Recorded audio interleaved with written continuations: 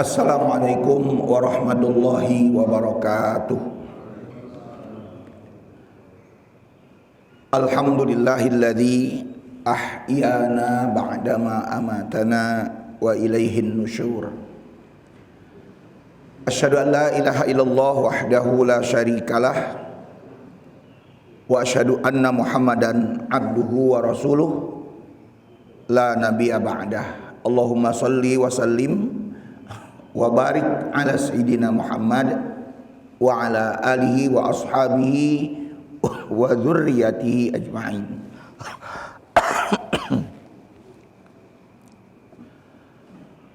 Bapak dan Ibu sekalian, jamaah salat subuh Masjid Al-Muhajirin rahimakumullah. Kita awali dengan memanjatkan puji syukur kehadirat Allah Subhanahu wa taala. Alhamdulillahirabbil alamin. Di pagi ini Allah masih memberikan kesempatan kepada kita yang menjadi nikmat kita semua untuk bisa hadir melaksanakan kewajiban kita di rumahnya ini dan dirangkai dengan thalabul ilmi. Mudah-mudahan seluruh rangkaian ibadah kita baik yang wajib maupun yang sunnah di hari ini mendapat ridha dari Allah Subhanahu wa taala. Salawat dan salam semoga terlimpah untuk Rasul kita yang terakhir, Nabi kita Muhammad sallallahu alaihi wasallam, dan mudah-mudahan pula terlimpah untuk keluarga Rasulullah, para sahabat, tabi'in, tabi'ut tabi'in, insyaallah termasuk kita sekalian hingga akhir zaman. Baik, setelah kita membahas di bulan yang lalu yang berkaitan dengan basmalah dan al-fatihah, pada kali ini kita akan membahas dua tema, Pak. Tema yang pertama pembahasannya adalah berkaitan dengan bacaan ruku dan sujud. Dan tema kedua berkaitan dengan masalah tasyahud atau bacaan tasyahud.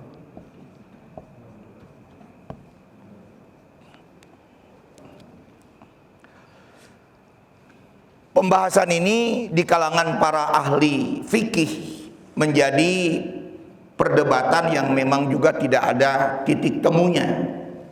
Jadi artinya tinggal nanti kita mengambil pendapat yang mana.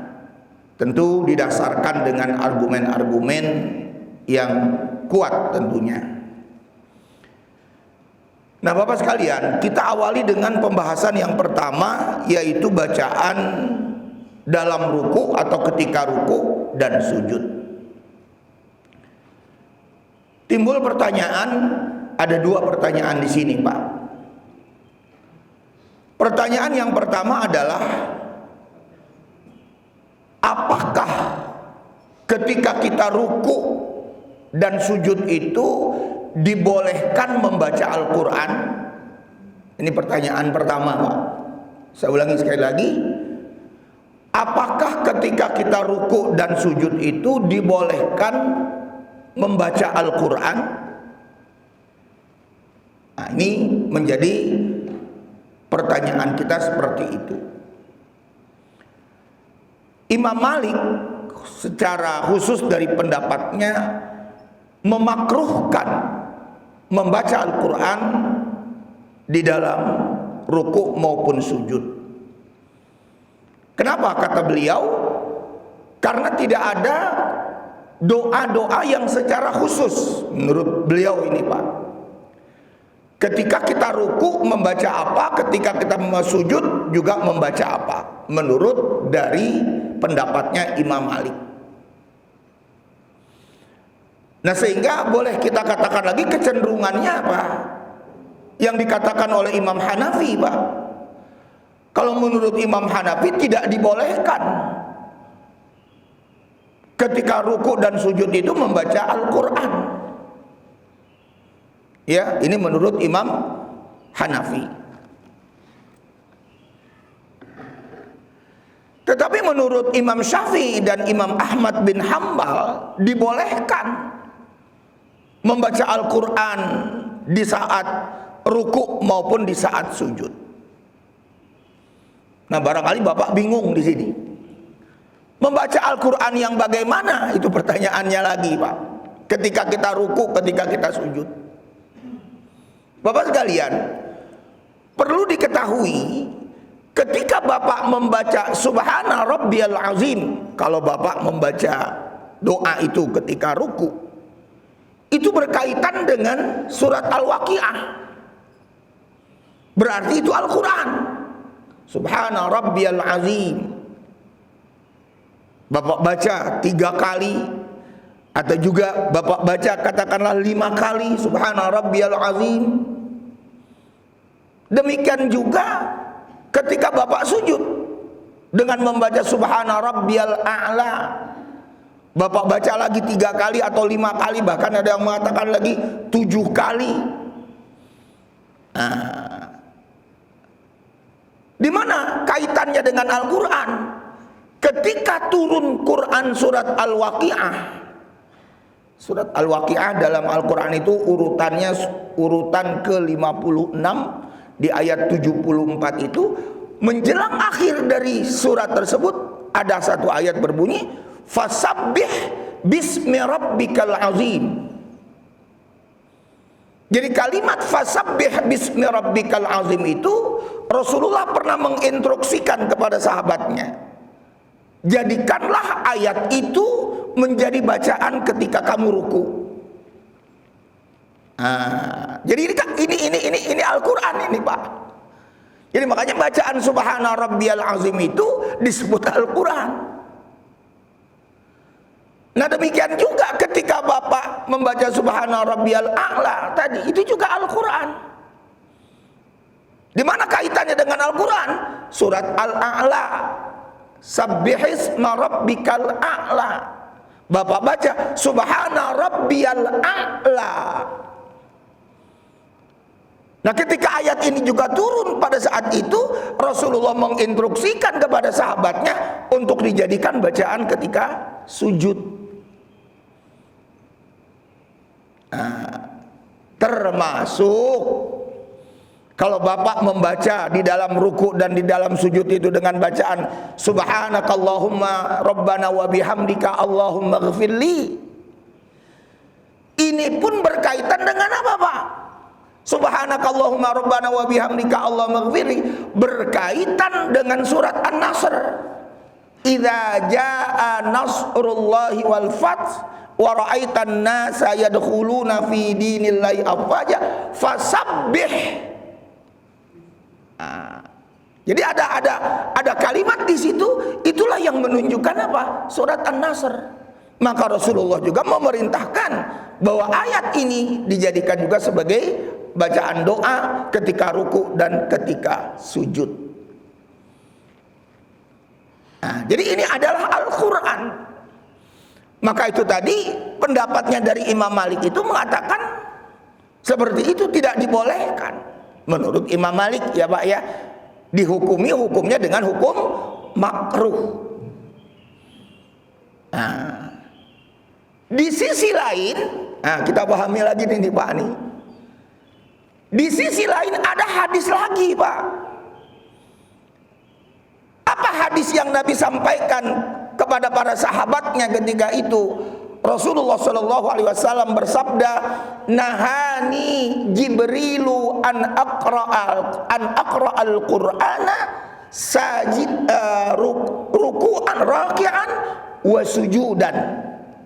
Raki'an wa sujudan atau wasajidan. Raki'an wasajidan. Nahani Jibril, telah melarangku, punya di situ Nabi Muhammad. Jibril telah melarangku an aqra al-Quran, membaca Al-Quran itu raki'an wa sajidan, baik di saat ruku maupun di saat sujud. Nah, jadi bacaan-bacaan yang tadi kita sudah sebutkan tadi, baik Bapak membaca subhana rabbiyal azim, baik Bapak membaca subhana rabbiyal a'la, baik Bapak membaca subhanakallahumma rabbana wa bihamdika allahumma ighfirli. Nah, itu semua berasal dari Al-Quran atas instruksi Rasulullah SAW tentunya dalam masalah ini.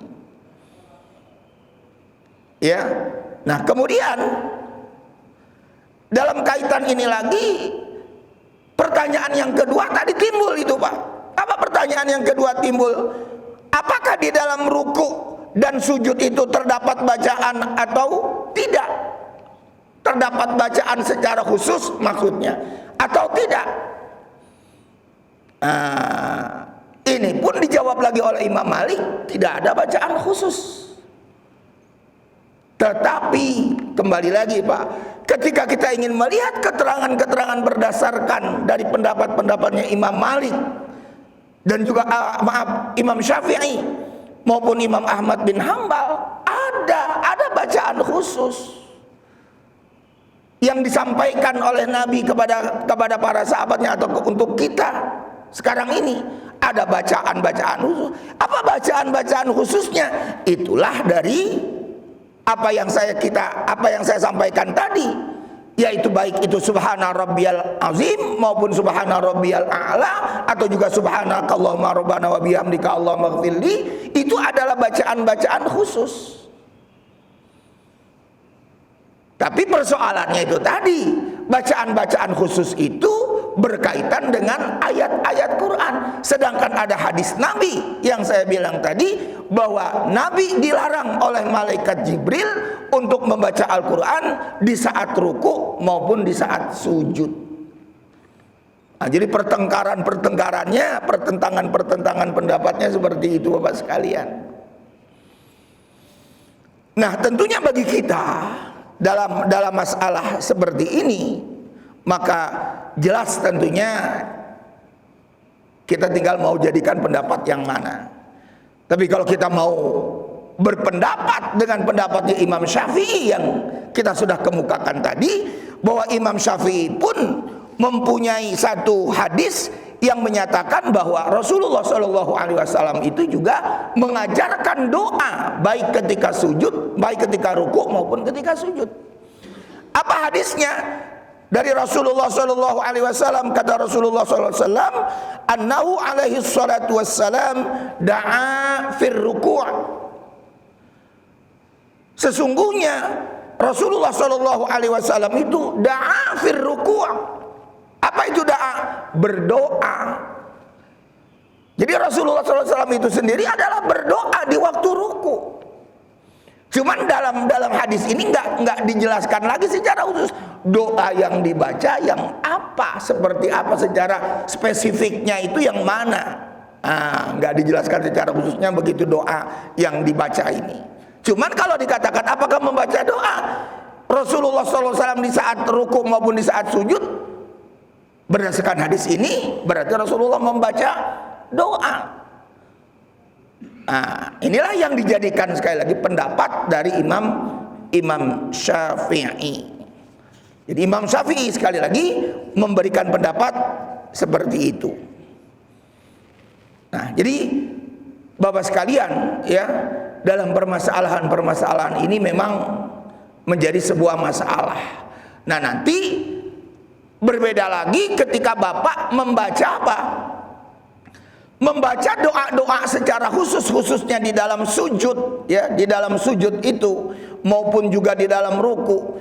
Ada berdasarkan lagi keterangan-keterangan dalil yang lain. Apa keterangan dalil yang lain dalam masalah ini? Di dalam ruku itu, kan dalam satu hadis, fa'azzimu fir ruku'i fa'azzimu fihi rabb. Kalau kamu berada di dalam posisi sedang ruku, fa'azzimu, maka agungkanlah oleh kalian Rabb kalian itu, agungkan. Lalu yang berikutnya, wa ammas sujud, adapun ketika kalian itu sujud, fajtahidu fihi fid du'a. Fajtahidu, maka bersungguh-sungguhlah kalian di dalam berdoa. Pertanyaannya, apakah boleh kita membaca doa dari Al-Quran ketika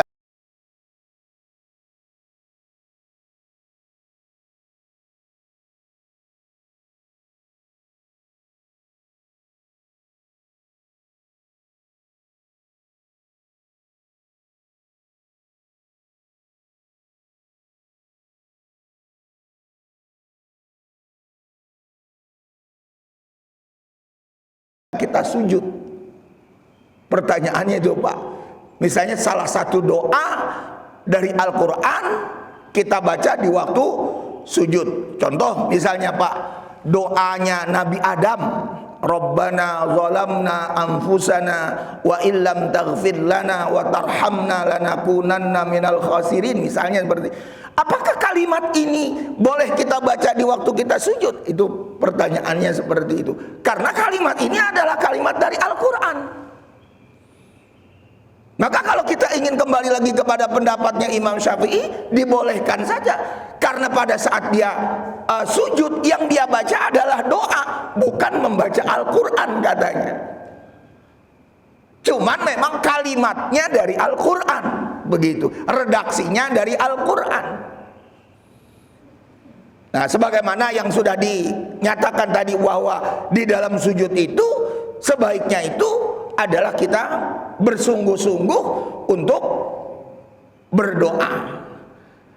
Nah, dan ini diperkuat lagi dengan salah satu hadis yang mengatakan aqrabu ma yakunul abd ya fa huwa sajid faktsirud du'a.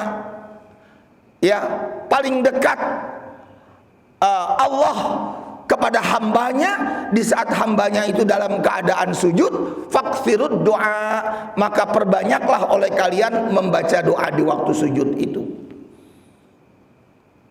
Ya, jadi yang menjadi pertanyaannya seperti tadi, bagaimana kalau doa itu terambil dari Al-Quran? Itu pertanyaannya demikian. Jadi jawabannya sekali lagi, kalau berkaitan dengan pendapatnya Imam Syafi'i tadi, dibolehkan dalam masalah ini. Nah, Bapak dan Ibu sekalian, kemudian yang kedua, masalah yang kedua, masalah tasyahud, masalah bacaannya, ya, masalah bacaannya. Nah, yang menjadi pertanyaan lagi di dalam tema yang kedua ini, yaitu bukankah di dalam sholat itu sendiri berisi tentang ayat-ayat Al-Quran? Lalu dari mana lagi bacaan-bacaan tasyahud itu? Bacaan-bacaan tasyahud ini dari mana lagi? At-tahiyyatul mubarakatuh shalawatut thayyibatu lillah, itu bukan dari Quran. Itu berasal dari Rasulullah Shallallahu Alaihi Wasallam. Sedangkan kata para ulama, intinya orang sholat itu dari Al-Quran, intinya.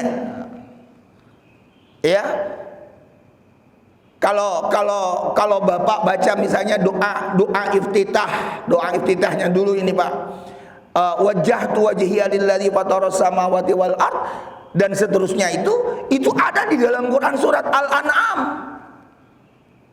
Ya, inna sholati wa nusuki wa mahyaya wa mamati, itu ada di dalam Al-Quran surat Al-An'am. Silahkan nanti Bapak bisa lihat surat Al-An'am surat ke-6 di ayat 162.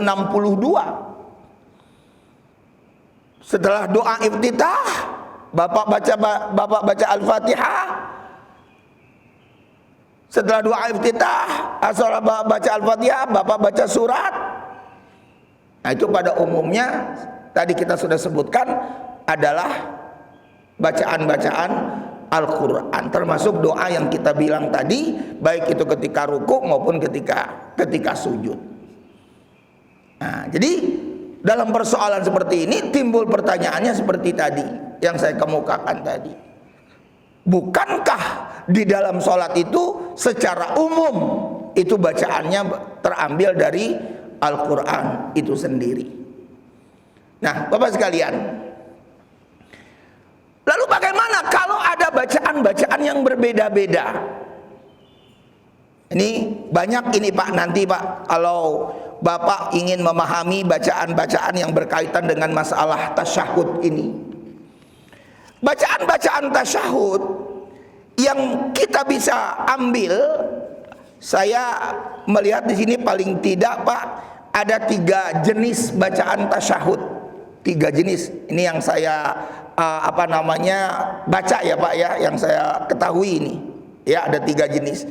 Yang pertama berbunyi at-tahiyyatu lillah, az-zakatu lillah, at-thayyibatu sholawatu lillah. Bapak barangkali bacaan ini asing di telinga Bapak.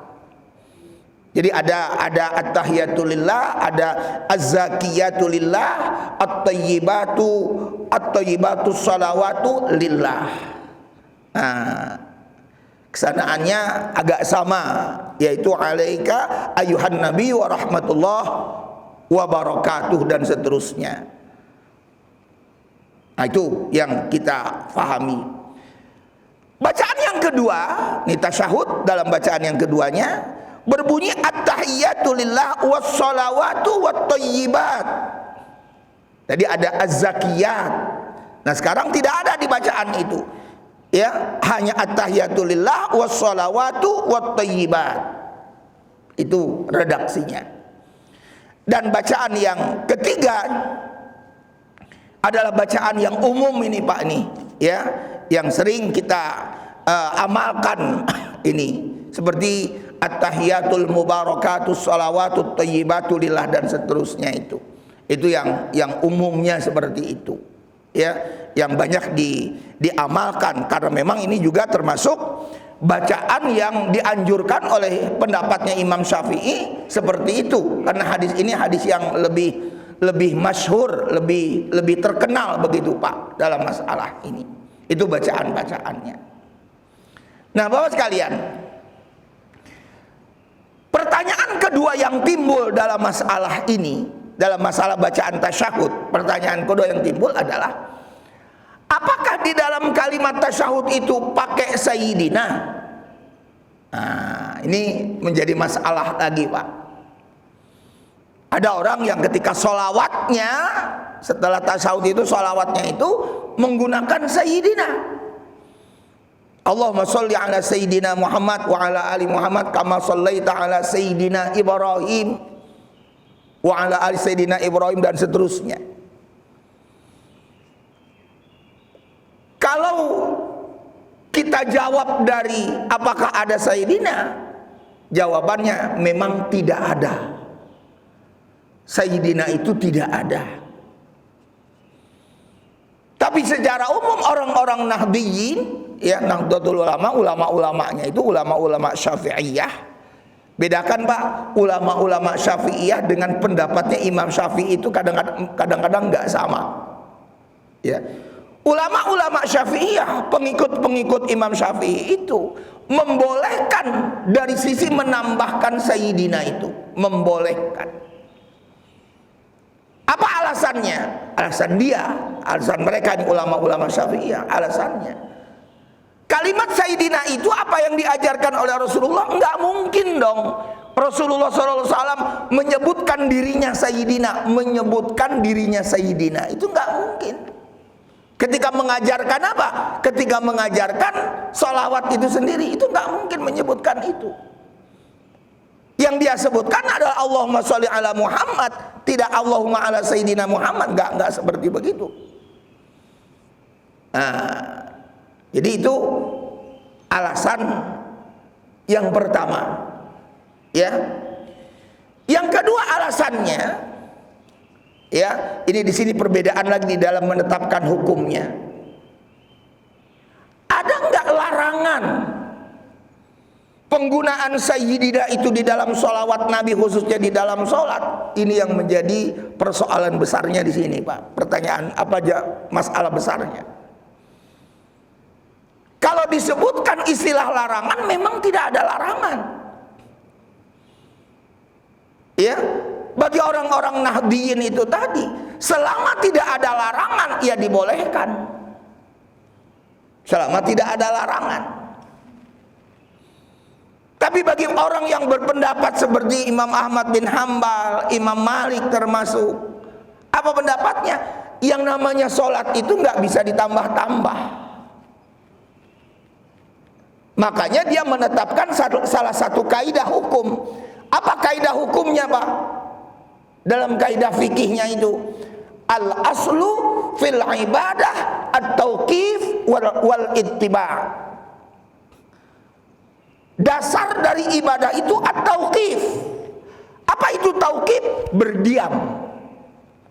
Apa itu berdiam maksudnya? Nggak ditambah, nggak dikurang, nggak ditambahin. Kalau memang Nabi nggak mengajarkan untuk ditambahin, ya jangan ditambahin. Dan kita juga nggak boleh ngurangin. Kemudian yang keduanya wal ittiba', yaitu mengikuti apa yang sudah dicontohkan oleh Rasulullah, ittiba' kepada Rasulullah dalam hal beribadah. Sekali lagi, dalam hal beribadah, di samping tadi tidak ada larangannya untuk menambah. Apalagi kalau menurut mereka itu ditambah lagi dengan dasar-dasar bolehnya untuk melakukan kias. Karena di dalam sholat juga sahabat-sahabat Nabi itu juga banyak yang juga menambah. Ada yang menambahnya. Apa contoh-contohnya, Pak, yang menambahnya itu? Kalau kita sebutkan lagi, nah itu kaitannya dengan seperti Rasulullah mendengar ketika Rasulullah beri'tidal, ya sami'allahu liman hamidah, ada yang menambahkan dalam bacaan-bacaan kalimat tersebut. Lalu Rasulullah bertanya setelah sholat, siapa tadi yang membaca itu? Sahabat itu terdiam, nggak ada yang ngejawab karena takut, Pak, dengan Rasulullah. Sampai 3 kalinya, saya wahai Rasulullah, tahu nggak kamu ketika kamu membaca itu malaikat itu berebut, katanya, ya, tidak kurang dari 70 malaikat untuk mencatat kebaikan kalian. Nah, jadi seperti itu. Maka di situ yang dibaca oleh sahabat, Pak, tidak ada dasar instruksi Rasulullah. Jadi spontanitas pada saat itu sahabat itu membacanya.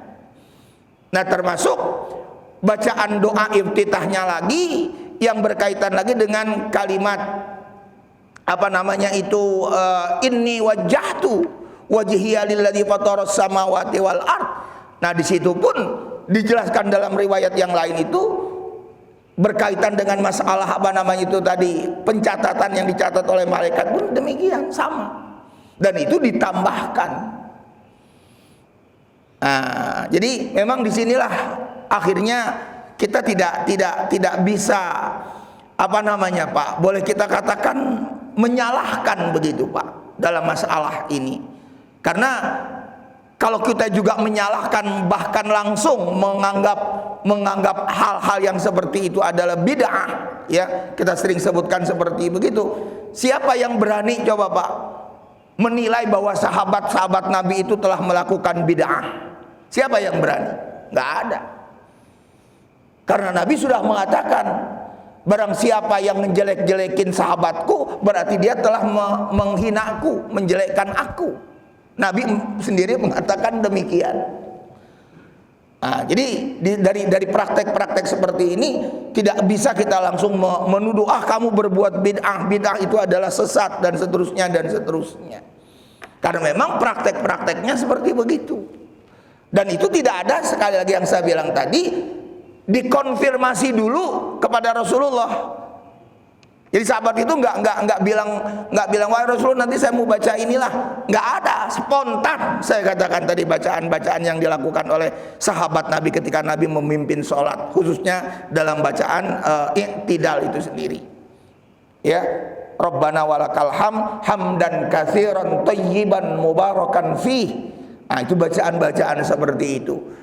Walaupun Bapak barangkali membaca sami Allahu liman hamidah Rabbana walakal ham mil'us samawati wal ard dan seterusnya. Juga ada bacaan-bacaan yang seperti itu, dan itu juga silahkan saja dalam masalah ini. Nah, jadi nggak bisa langsung kita klaim ya bahwa itu adalah perbuatan yang salah, karena memang pada saat itu ya Rasulullah Shallallahu Alaihi Wasallam itu apa? Memang pada saat itu hadir. Tapi sekali lagi, sahabat yang menambahkan seperti itu tidak diawali dengan adanya konfirmasi kepada Rasulullah lebih dulu dalam masalah ini. Nah, jadi dari apa yang kita sudah sebutkan seperti demikian, demikian juga berkaitan lagi dengan masalah salam ya Pak ya, berkaitan lagi dengan masalah salam dari sholawat sebagai akhir dari apa, dari sholat kita itu. Nah, yang menjadi pertanyaan di dalam salam itu, apakah salam assalamualaikum Pak ya, apakah assalamualaikum yang ke kanan dan yang ke kiri itu adalah merupakan juga suatu hal yang harus dibaca atau menjadi rukun dalam masalah ini?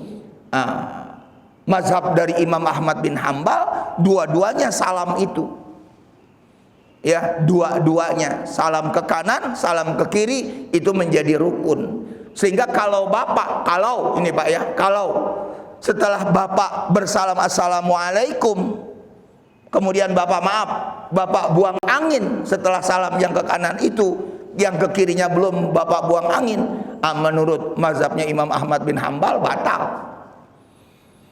Tapi menurut Imam Syafi'i, kalau Bapak assalamualaikum sebelah kanan sudah selesai, lalu Bapak buang angin sedangkan yang ke kirinya belum, berarti Bapak sudah sah sholatnya. Jadi yang rukun itu hanya yang ke kanan ya, yang ke kiri itu tidak dinilai sebagai yang rukun dalam rukun-rukun sholat itu sendiri. Nah, itu dalam hal bersalam. Kaitannya lagi dengan hal yang bersalam ini, termasuk lagi apakah Bapak cukup assalamualaikum, tidak menambah warahmatullah atau tidak menambah wabarakatuh?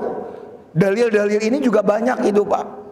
Ada memang praktiknya assalamualaikum titik, assalamualaikum warahmatullah titik, dan ada lagi yang menyempurnakan assalamualaikum warahmatullahi wabarakatuh.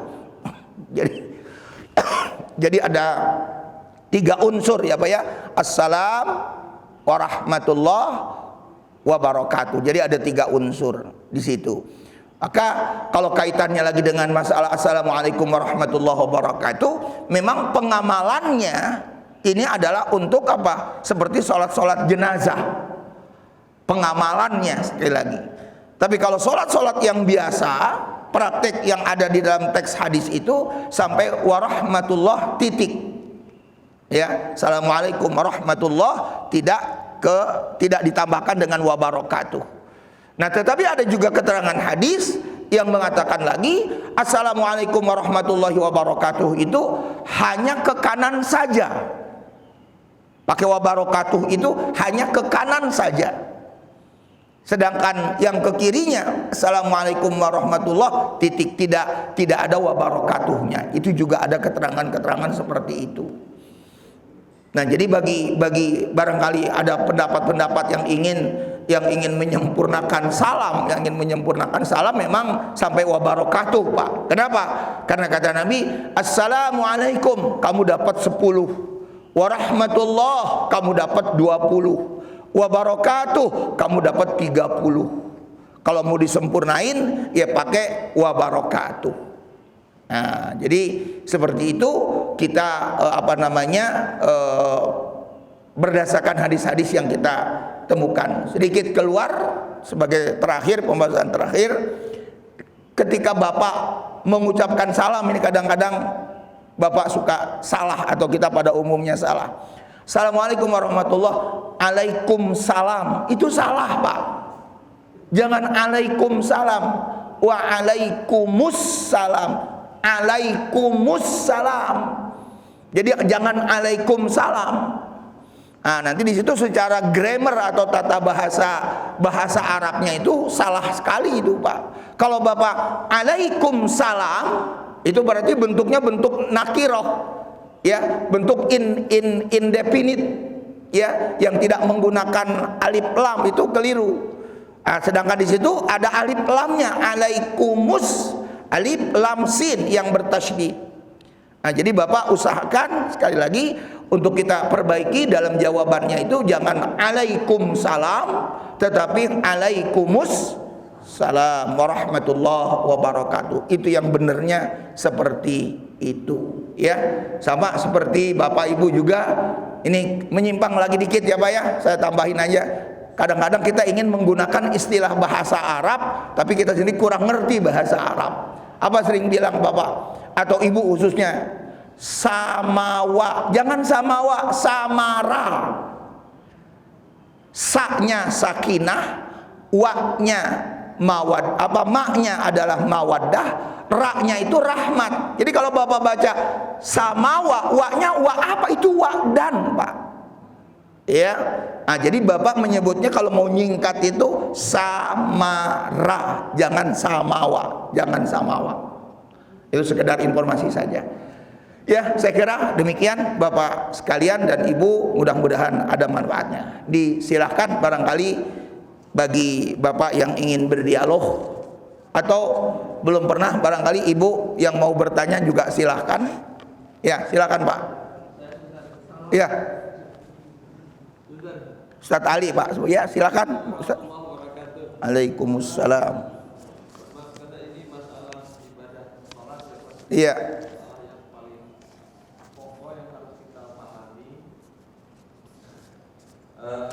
Maaf, ini masalah ibadah, berkenan betul-betul kita harus dengan ilmu. Tadi sudah luar biasa kita berusaha menyampaikan beberapa dasar hukum tentang bacaan rukun dan bacaan tersebut. Nah, kami para jemaah mungkin paham Ustaz. Tadi perbedaannya sudah disampaikan dan saya sebutkan. Mungkin kami ingin punya patokan kita patokkan dengan hadis-hadis yang kuat, bacaan apa yang misalnya dalam buku bacaan apa yang kuat hadisnya yang bisa kita amalkan tanpa juga harus menyalahkan bacaan-bacaan yang lain yang mungkin sudah diamalkan gitu. Tapi kita ingin bacaan yang paling kuat hadisnya paling ini diamalkan oleh Rasul atau dengan pendidikan para ulama. Jadi mana yang biasanya yang harus mesti kita baca di dalam bacaan-bacaan sholat sejak doa kita, kemudian ruku, kemudian sujud dan sebagainya. Itu barangkali Pak. Terima kasih. Assalamualaikum warahmatullahi wabarakatuh. Iya. Jadi memang juga kalau kita ingin memahami kembali, katakanlah ingin memfilter atau menyaring hadis-hadis mana yang kuat, bisa saja semua hadis itu kuat Pak. Bisa kita katakan demikian. Contoh misalnya seperti yang dikatakan tadi, Bapak membaca subhana rabbiyal a'la subhana rabbiyal azim dengan Bapak membaca subhanakallahumma rabbana wa bihamdika allahumma ighfirli, itu semua hadisnya sahih. Itu semua hadisnya kuat. Cuman memang ada sebagian ulama mengatakan lagi begini dari bacaan yang tadi itu subhana rabbiyal azim subhana rabbiyal a'la subhanakallahumma rabbana wa bihamdika allahumma ighfirli, itu mana yang terakhir dari bacaan subhana rabbiyal azim subhana rabbiyal a'la dan subhanakallahumma rabbana wa bihamdika allahumma ighfirli? Yang terakhir justru bacaan subhanakallahumma rabbana wa bihamdika allahumma ighfirli, karena dia berkenaan dengan surat An-Nasr tadi, dan surat An-Nasr itu turun di Madinah. Kalau Bapak ingin lihat dari sisi urutannya, sedangkan yang berkaitan dengan tadi subhana rabbiyal azim itu berkaitan dengan surat Al-Waqiah. Berkaitan dengan subhana rabbiyal berkaitan dengan surat Al-A'la. Itu di mana turunnya Pak? Di Mekah. Periode Mekah dengan periode Madinah mana lebih dulu Pak? Lebih dulu periode Mekah, kan begitu. Lalu yang menjadi pertanyaannya adalah, apakah bacaan subhana rabbiyal azim subhana rabbiyal a'la dan subhanakallahumma rabbana wa bihamdika allahumma ighfirli itu ada yang kita sebut dengan istilah apa Pak? Hierarkis. Hierarkis itu urutannya mana yang belakangan itulah yang dinyatakan yang lebih kuat. Begitu maksudnya Pak. Nah di situ sebetulnya para ulama tidak menekankan tentang hierarkis tata urutannya seperti itu. Ya, tetapi menekankan, memang hanya menekankan mana yang sahih atau mana yang lebih sahih. Sama seperti Bapak membaca lagi wajjahtu wajhiya dengan Allahumma ba'id baini khotoya, ya sama. Dua-duanya hadis ini sahih. Cuman ditambahkan lagi oleh para ulama, kalau Bapak membaca wajjahtu wajhiya lilladzi khalaq fataras samawati wal ard itu dibaca sebaiknya kapan, Pak? Dibaca sebaiknya di waktu malam. Para ulama nganjurinnya cuman begitu. Kenapa? Karena bacaan wajjahtu wajhiya itu adalah merupakan penyerahan total, dan penyerahan total itu bisa kita lakukan di malam hari. Pasrah, memasrahkan seluruh jiwa raga kita kepada Allah dengan mengatakan lagi inna sholati wa nusuki dan seterusnya itu, dibandingkan dengan Allahumma ba'id baini. Allahumma ba'id baini itu dianjurkan oleh para ulama lagi dibacanya siang hari. Kenapa kok dibaca siang hari? Karena di situ isinya penekanannya apa, Pak? Penekanannya untuk minta dijauhkan dari dosa. Bapak pahami itu? Allahumma ba'id baini wa baina khotoyaya. Ya Allah, ba'id, jauhkanlah. Ya, jauhkanlah dariku itu khotoyaya, yaitu kesalahan-kesalahanku. Kesalahan-kesalahan atau dosa ini banyak dilakukan kapan, Pak? Siang hari. Sedangkan malam kita kan nggak banyak melakukan dosa. Nah, cuman begitu. Tapi kalau dikatakan hadisnya sahih apa Pak? Dua-duanya sahih. Dua-duanya sahih. Jadi seperti itu. Jadi memang kalau kita mau kembalikan lagi seperti itu, kalau menurut saya, ini menurut saya sekali lagi Pak, yang idealnya, ya yang idealnya adalah, saya pernah bilang, kita ini bermazhab apa? Itu yang idealnya, saya kira itu. Kalau Bapak memang menganut mazhab Syafi'i, ya apa yang diamalkan atau dianjurkan oleh Imam Syafi'i. Kalau dikatakan apakah Imam Syafi'i mengamalkan hadis dhaif? Tidak juga. Jangan nanti ada tuduhan-tuduhan dari kelompok sebelah, oh Imam Syafi'i banyaknya hadis dhaif. Sama dengan apa? Dengan pendapat-pendapatnya dari Imam Al-Ghazali. Orang sebelah bilang, mengatakan, oh pendapat-pendapatnya Imam Al-Ghazali itu menggunakan hadisnya hadis dhaif, hadis-hadis maudhu, hadis-hadis palsu. Ntar dulu, dalam persoalan apa? Jadi kalau menurut saya idealnya mazhabnya gitu Pak, bukan menentukan hadis, ya.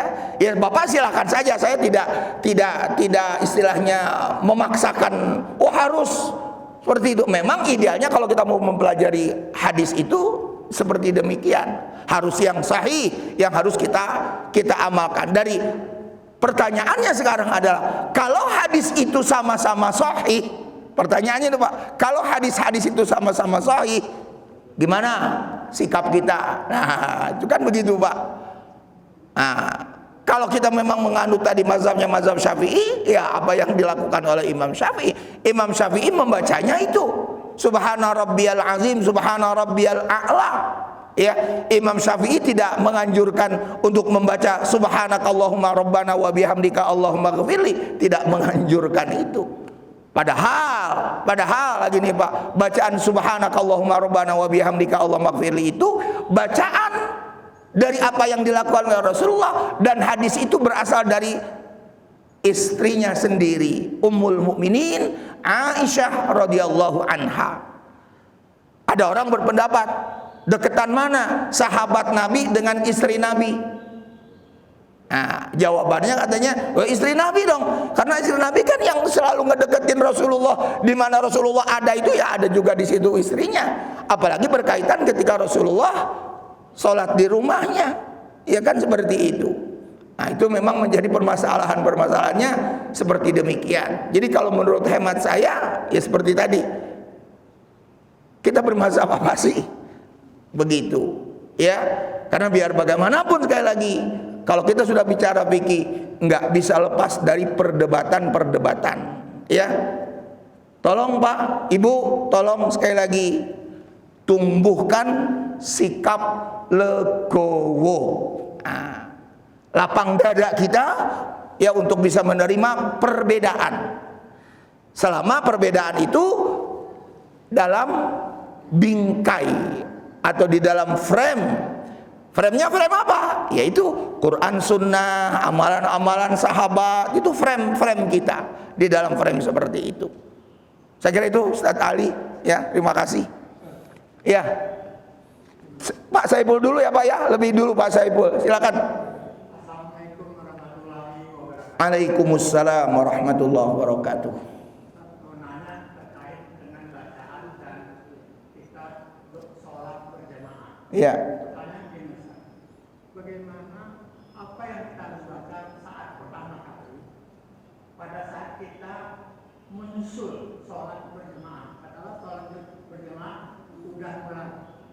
Nah kemudian udah mulai katakanlah pada saat itu udah ruku. Nah kita apa yang kita akan baca kan kita tidak sempat membaca doa iftitah. Itu satu pertanyaan. Kemudian yang kedua, kalau kita sholat berjamaah di mana jemaah itu sudah ruku, apakah itu sudah dianggap satu rakaat atau belum? Batasannya di mana? Demikian pertanyaannya. Terima kasih. Assalamualaikum warahmatullahi wabarakatuh. Ya. Nah, jadi ini juga memang jadi perdebatan khususnya dari mazhab Syafi'i dengan mazhab Imam Ahmad bin Hambal ya Pak khususnya. Ketika kita menjadi orang yang masbuk. Masbuk itu orang yang ketinggalan ya dalam masalah ini. Lalu kita baru datang dan kita temukan imam sedang dalam keadaan ruku. Lalu kita ruku. Nah pertanyaannya tadi Bapak tanyakan, bagaimana posisi kita? Tetap posisi kita pada saat itu adalah langsung bertakbiratul ihram. Jadi jangan nggak bertakbiratul ihram Pak. Jadi imam lagi ruku langsung kita ruku, nggak begitu. Tetap Allahu Akbar langsung ruku. Nah itu begitu ya. Nah pertanyaannya adalah apakah ketika kita mendapati imam yang sedang ruku kemudian kita ruku itu mendapatkan satu rakaat? Itu pertanyaannya. Mazhab Imam Syafi'i dia dapat satu rakaat. Apa dalilnya? Man adraka ruku'an faqad adraka. Barang siapa yang mendapatkan rukuknya imam, maka sungguh dia telah mendapatkan satu rakaat. Nah, ini pun nggak sampai di situ saja Pak, diperdebatkan lagi. Bukankah si makmum ini nggak membaca Al-Fatihah? Sedangkan Al-Fatihahnya itu adalah merupakan rukun. Nah, itu jadi perdebatan lagi seperti begitu. Nah, lalu dijawab lagi, al-imamu dhamin, bahwa imam itu adalah menjamin. Jadi imam itu adalah menjamin. Jadi apa yang tertinggal bagi si makmum itu tadi karena mendapatkan mendapatkan rukuknya imam itu, di mana dia tidak mendapatkan bacaan Al-Fatihahnya dan dia juga tidak membaca Al-Fatihah, maka si makmum tadi tetap mendapatkan satu rakaat. Jadi batasannya di rukuknya. Kalau sudah lebih dari rukuk, dia bangun Sami Allahu liman hamidah, lalu Bapak datang, berarti Bapak nggak dapat satu rakaat. Kalau sudah lebih dari ruku, jadi batasannya pada ruku itu sendiri, ya. Nah, termasuk apa yang saya sampaikan kemarin, ya. Seingat saya termasuk juga Pak Haji Rustam menanyakan persoalan bagaimana bacaan Al-Fatihahnya. Bukankah Al-Fatihah itu adalah juga rukun pada saat itu? Memang seperti begitu akhirnya perdebatan itu Pak. Ya. Padahal itu tadi melihat dari satu sisi Al-Fatihah itu rukun, tapi di sisi lain prakteknya ada hadis lagi yang mengatakan demikian. Jadi menggabungkan hal-hal yang seperti tadi, disinilah para ahli fikih menetapkannya. Nah, jadi kembali lagi saya bilang tadi Pak, kaitannya bahwa batasannya pada ruku itu sendiri. Ya, jadi bagi kita yang menetapkan dari kaitannya dengan hadis Nabi yang mengatakan mendapatkan rukuknya imam itu berarti mendapatkan 1 rakaat, ya itulah yang menjadi pendapat mayoritas atau bermazhab Syafi'i.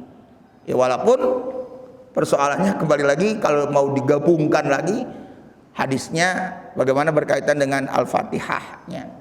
Kalau yang lain kan doa iftitah ya sunnah ya Pak ya. Bacaan doa iftitahnya sunnah. Kemudian juga dia juga sudah bertakbir, takbiratul ihram. Takbiratul ihram itu adalah rukun, hal yang wajib untuk kita amalkan atau kita laksanakan. Saya kira itu Pak. Ya, Pak Mukhtar silakan Pak.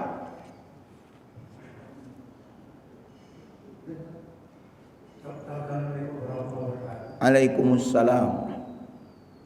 Gini Ustaz, karena saya terutama bukan dari kata, dari baca dari buku dan diskusi dengan teman-teman. Jadi begini, yang saya belajar dari kawan-kawan saya itu Imam Syafi'i saja. Pada waktu dia berada di Baghdad, dengan pada waktu dia berada di Mesir, itu sudah berubah. Itu Imam Syafi'i. Nah, jadi maksud saya di sini, apalagi bagi orang yang tidak pernah belajar, bingung sendiri, Ustaz. Jadi maksud saya, ya saya katakan sering bodoh. Kita ambil yang simpel, yang simpel itu apa? Dapat dikatakan kalau bermazhab Syafi'i, walaupun dia ada 2 pendapat, baik itu pendapat ini. Nah, ini kita ikuti. Yang kemudian kita sesuaikan dengan apa yang sudah dijalankan atau diajari oleh para ulama-ulama di Indonesia. Karena mungkin perbedaan kultur dan lain-lain itu sangat mempengaruhi. Kalau misalnya saya bilang anjing dia ada cakap, tapi di masjid itu dibiarkan. Nah, dia nggak banyak kemauan lah. Apa namanya? Bermudah saja, ya kan? Sehingga saya yang tidak mengerti akan lebih cepat memahami. Terima kasih. Assalamualaikum warahmatullahi wabarakatuh. Waalaikumsalam. Iya, ini sudah pernah saya sampaikan juga kaitannya dengan berubahnya Imam Syafi'i dulu. Makanya di dalam mazhab Syafi'i itu Pak ada yang namanya qaul qadim dengan qaul jadid. Itu pernah saya sampaikan. Jadi waktu itu sejarah awalnya kita pahami dulu bahwa ketika Imam Syafi'i itu berusia 2 tahun kurang lebih ya, dia datang bersama ibunya masuk ke Mekah ya pada saat itu. Dia belajar keislaman pada saat itu. Nah, umur kurang lebih 6 tahun atau 7 tahun dia hafal Al-Quran. Dan umur 9 sampai umur 10 tahun dia sudah bisa memahami kitab fikihnya Imam Malik. Bayang itu Pak, umur 9-10 tahun itu sudah bisa memahami kitab fikihnya Imam Malik. Apa kitab fikihnya Imam Malik? Al-Muwatta. Kitab Al-Muwatta itu sudah ada di dalam kepalanya Imam Syafi'i pada saat itu. Imam Malik lebih senior ya Pak ya dibandingkan dengan Imam Syafi'i. Nah, jadi dia dan itulah kekaguman dari penduduk Madinah. Akhirnya dia mengembara kembali sampai ke Madinah. Nah, dari Madinah dia mengembara kembali ke Yaman Pak Imam Syafi'i ini, pergi ke Yaman. Dan dia juga di sana banyak belajar Imam Syafi'i ini. Nah, dari Yaman akhirnya dia pergi lagi ke Irak. Ya, dia belajar juga dengan ulama-ulama Irak. Nah, ketika dia belajar dengan ulama-ulama Irak, dia juga merasa apa? Merasa banyak masalah. Apa masalahnya? Karena ulama-ulama di Irak itu pada umumnya pendekatannya adalah pendekatan rasio, logika. Makanya dulu sering saya bilang pada Bapak Ibu dalam kajian akidah pada waktu yang lalu, ya, pada umumnya mereka itu menggunakan rasionya, bukan mengedepankan Al-Quran dan hadis, bukan mengedepankan Al-Quran dan hadis. Tapi dia juga terpengaruh Imam Syafi'i di sana. Nah, hijrah kembali ya ke Mesir dari Irak sekarang nih Pak, ke Mesir. Nah, di Mesir pun dia belajar ya dengan beberapa ulama di sana. Nah, ketika dia pelajari di sana, itulah apa yang timbul di dalam kajian-kajian fikih itu yang disebut dengan qaul qadim dan qaul jadid. Qaul qadim itu artinya pendapat-pendapat yang duluan. Qaul jadid itu pendapat-pendapat yang baru. Jadi ketika Nabi sampai di Mesir, pendapatnya berubah. Pendapatnya berubah. Nah, jadi apa hikmahnya? Ya, seperti tadi yang disampaikan Pak Muhtar itu, apa hikmahnya?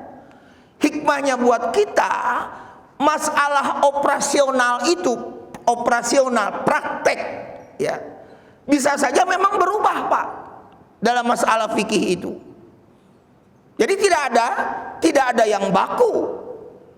Kalau memang tadi yang saya bilang, kita berada di dalam frame bingkainya, bingkai Al-Quran dan hadis dan juga pendapat para ulama itu sendiri. Dan kita jangan membenturkan ulama yang satu dengan ulama yang lain, selama si ulama itu mempunyai apa Pak? Mempunyai kapasitas ilmunya, diakui intelektualitasnya si ulama itu di tengah-tengah masyarakat Islam, diakui. Cuma memang nanti yang kita katakan ya bermasalahnya kaitannya dengan masalah apakah si ulama itu pendekatannya kemana?